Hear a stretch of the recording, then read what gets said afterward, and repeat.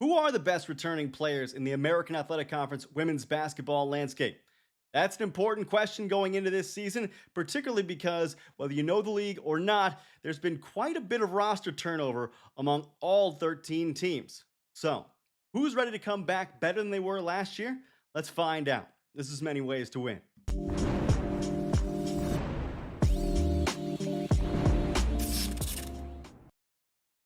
When you look at the American Athletic Conference, I tried to group the returning backcourt players into three groups, and I'm going based on stats and a little bit on the eye test as well, getting to see what I saw of the American last year. So the three groups I picked out for the backcourt players were catalyst type guards, scoring guards, and two-way guards. And you'll understand why I grouped them into those three kind of categories as we go through this. But those are kind of the three gradations that I gave, and maybe you'll agree with them. Maybe you won't. It doesn't mean necessarily these players are limited to a particular role. I'm just kind of basing this on what we've seen from those players and maybe what they're capable of going forward. So let's start with the group of catalyst guards that I see as having a big impact this coming year, returning from last year's American Athletic Conference teams.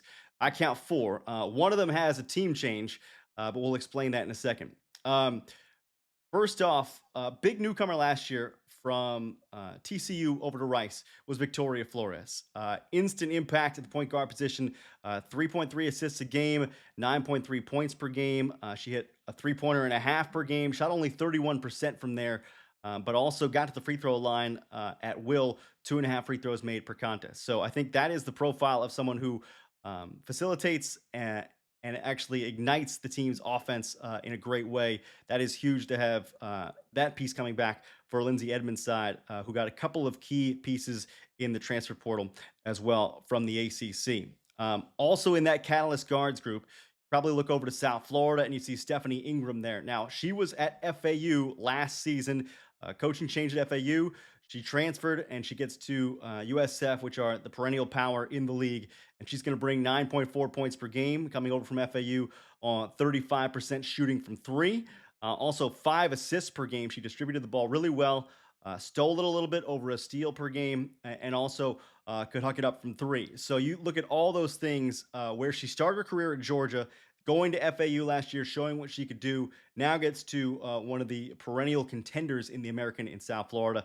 I figure Ingram should be dangerous in what is going to be a very loaded backcourt, given what they got out of the transfer portal. Also on this catalyst guard list, there are actually two school changes, and we'll get to the second one here. UTSA brings in Ariana Hardaway, who last year was the point guard for North Texas, and in the Mean Green benefited from her offense, I think, in a big way. She actually stepped up her game from being mostly a distributor to becoming a scoring guard. 10 points per game for Hardaway, three and a half assists per game, and got to the free throw line 2.1 times, or rather, sank 2.1 free throws per contest as well. Sydney Love out at UTSA. Hardaway should be a nice transition in there for the Roadrunners, who, again, were at the top of the league last year and are looking to stay there.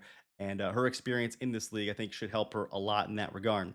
The last one I wanted to mention was UAB's Journey Armstead. Her season cut short due to injury, but she did score 10.8 points per game when she came in, 4.4 assists per game, and 2.7 free throws made per contest. For the junior college transfer. Sometimes it can be hard to transfer in and make an impact as a junior college player, but she did that instantly. And I think that should be huge for Randy Norton's side to get her back and healthy for this season. You go to the scoring guard group. These players, mainly stood out, I think, last year because of their ability to put the ball in the hole. But again, that's not to limit what they can do going forward. Talking about another in-league transfer, you see Wichita State lose Princess Anderson. She goes from Wichita State, the westernmost part of the conference, if I'm not mistaken, to Charlotte, almost the easternmost part of the conference. 9.6 points per game for Anderson, who again was a lethal scorer at the junior college level. Did put in 1.3 threes per game, didn't shoot it particularly efficiently, but she can provide a scoring punch, probably alongside Zoe Best, who's a transfer into the league from Southeast Missouri for Charlotte, and Tamika Yareed. You add to that group Dominique Ennis, who I think you could argue is one of the more well-rounded guards coming back for her senior season as a veteran.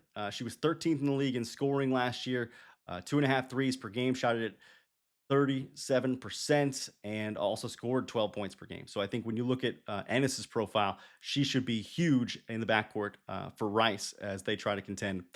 The sixth player of the year last year was Kayla Turner at Temple, and she was, I think, a revelation coming in, having been recruited by Temple out of high school, but going first to Alabama A&M, having success there, transferring out of the SWAC and playing well in the American as a first-year player. 1.1 threes made per game for her, 34% from the outside, and just a shade under 10 points per game. I think Turner is going to be huge, particularly with Temple losing Tariana Gary and Tiara East. Um, Alicia Carter, I would also put in that scoring guards category. 6 points per game. Again, maybe not the flashiest, but also did show that she could shoot it 1.1 threes per game on 38% shooting. Move the ball a little bit as well. Got some experience there with Armstead sidelined later in the year, 2.1 assists per game for Carter. So she looked solid after coming in, redshirting as a freshman at Chattanooga and then coming in and being an instant impact player at UAB.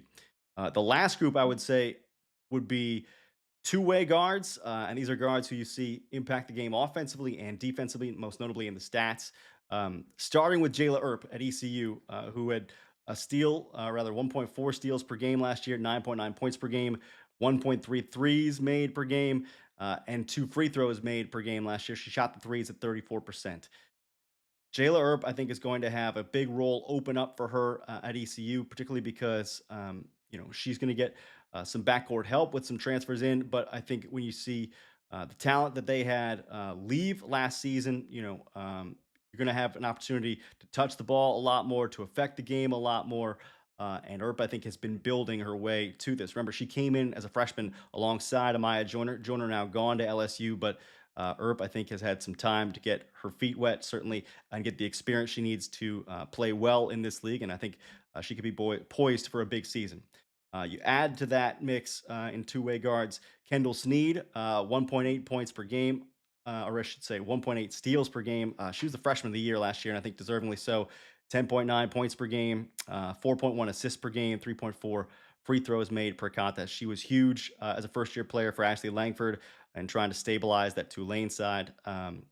That should be a guard to watch, certainly going forward into year two. The other two players that I picked out were Anaya Alexis, who scored 6.3 points per game, great length on the perimeter, 70% free throw shooter, 3 rebounds a game as well.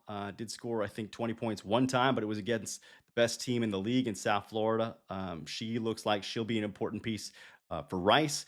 And then Maddie Cartwright for Tulsa. I recognize, a lot of the credit and a lot of the spotlight went to Delaney Crawford last year, but Cartwright was better. 10.5 points per game, stole the ball as well, 1.5 steals per contest, and 2.7 free throws made per contest. She can shoot a little bit, she can get to the line, she can defend a little bit. So Maddie Cartwright figures to be an important piece for Tulsa team that turned to the portal for quite a bit of talent this season.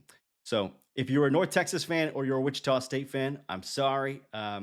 I don't know that there are a lot of proven returners for those two sides, and I think that the same can be said probably of the Memphis Tigers. But that just means that there's going to be a chip on the shoulder for the backcourt players on those three teams going into this season with a lot to prove, and I'm sure they're looking forward to doing that. So, how do you see it? Let me know in the comments or on social media if we made you laugh or think or maybe cuss. Like, subscribe, feel free to share. Get your rest, do your best, and we'll do the same. I'm Tyler Springs. This is Many Ways to Win.